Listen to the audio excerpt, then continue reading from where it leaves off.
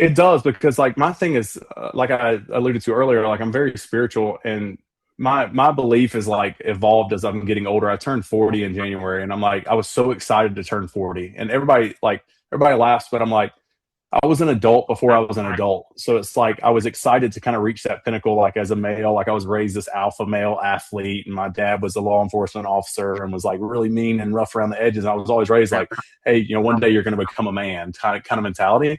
So you had this like ticker of 40 years old as like that point that you can really take off in life. And I'm also, like I said earlier, I'm really into like anything philosophical, and you pay attention to historical people in general, specifically males.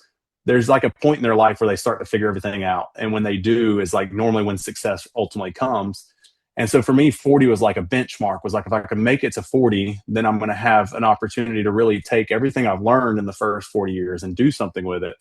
And so like I basically was like, okay, what am I doing with this now? Is it just the songs, or is it something deeper? And I think I'm getting to that point where I just realize it's a lot more deeper. It's probably not the way to say it, but I just I want to be something. I want to be important to people. Sometimes it's to relieve the story off of my chest and my heart, and other times it's because maybe somebody else needed to hear, Yeah. that I've went through something that they're going through, or that they've went through, and that you want to pick them up from it. And it's funny, like I said, I'm a little rough around the edges at times, and I still find myself wanting to encourage others to believe in themselves, to dream bigger than anything, to not follow the status quo, to break down barriers, to change labels, just to do something so that when we're gone, we have something that lives past our time, basically.